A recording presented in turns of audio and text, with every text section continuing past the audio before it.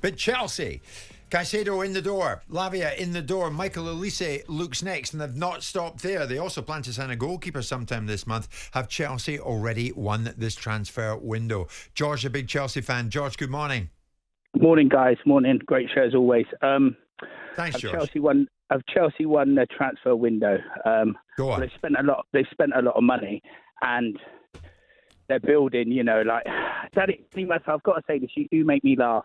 Okay, you do make me laugh with your red tinted glasses on all the time. You just actually said that Mo Salah and Virgil van Dijk would get that Man City side. Possibly, I said. Possibly. Okay, Yeah. And you're comparing Caicedo, a 21-year-old, to a 27-year-old Rodri. I didn't compare. No, I was asked. Jim said he'd get in. Okay, Jim right. said Caicedo would get in the City team, and I said he wouldn't get ahead of Rodri. Okay, well, before everyone starts crying into their cups of tea and coffees again, like Chelsea are building for the future. That's what okay? I said. Yeah. They've spent a lot of money, okay, and they're not building for the next 2 years. They're building for the next 10 years, And Todd Boehly will get a way round sanctions and whatever. It was only 18 months ago people were saying how Chelsea were finished and we were ski and stuff like that. The media has this agenda against us. And at the end of the day, we got Pochettino now. And if you looked at it on Sunday, we went 1-0 down. And the way that we came together, regrouped, we bossed Liverpool off that field. George, George, I should have called you Eddie Hearn. What does an agenda look like when people call out things for the simple fact that they are? I mean, Chelsea were a decent football club, but you were elevated by one man's money, and you were manufactured into a club that won things. You've had scant regard for the financial landscape. You've got Todd Boehly coming in, and I've made a case for suggesting that you'll be able to get around financial fair play this season. But if you have a season that doesn't get you into the Champions League, which is a distinct possibility if you're still trying to build, you're going to lose hundreds of millions of pounds.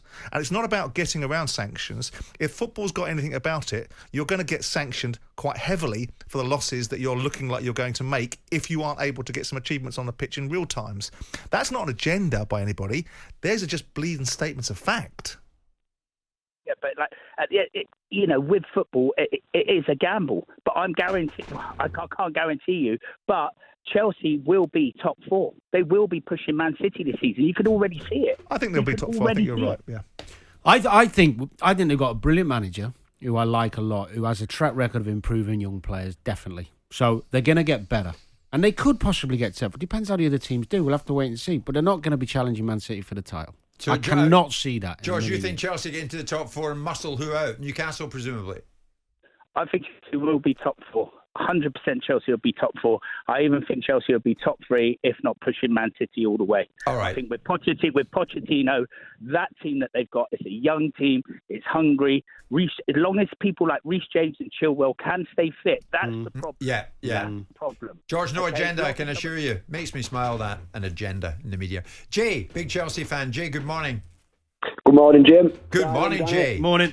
First time caller, long time listener. Well done. Good to have you on board, mate. So what do you think? Fantastic show. Thank you. The point that's made me want to phone up so much is the comment that Danny has just made in regards to Enzo Fernandez would not lace Kevin De Bruyne's boots. At the moment, no. So has Kevin De Bruyne got a World Cup in his trophy cabinet? Oh, God. Okay. Is that the way you base players' ability, on a trophy they won? Well, Enzo Fernandez also won Best Young Player at the last in the World Cup, yeah. Bear in mind, he didn't play, the first two games, I don't think? Correct.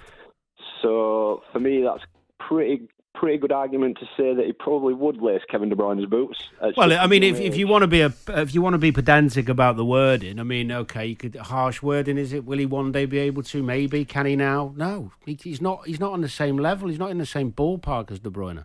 Anyone who watches football or knows football will tell you that. He's potentially a very, very good footballer. But at the moment, we were talking about what Chelsea players would get in Man City's team. And if Enzo's playing as an 8, which is where he wants to play, and look damn good at it against Liverpool, by the way, but he's nowhere near De Bruyne.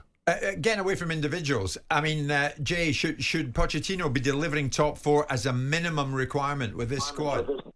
Well, in my opinion, yeah, I believe so. I mean, obviously, we don't have the European fixtures to contest for this season, so we can just purely, I would imagine, we've got the cups, obviously, but they're not as intense games and there's not as much travelling involved. So, in my opinion, yes, I'm hoping that Pochettino is prioritising a top four. Well, it needs to be a top four finish this season. Simon makes great points in regards to the financial fair play.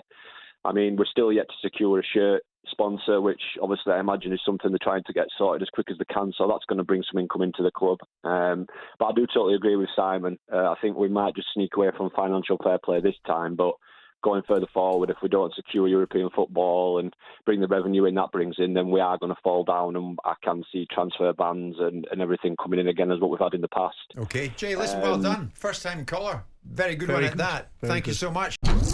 Jim White and Simon Jordan.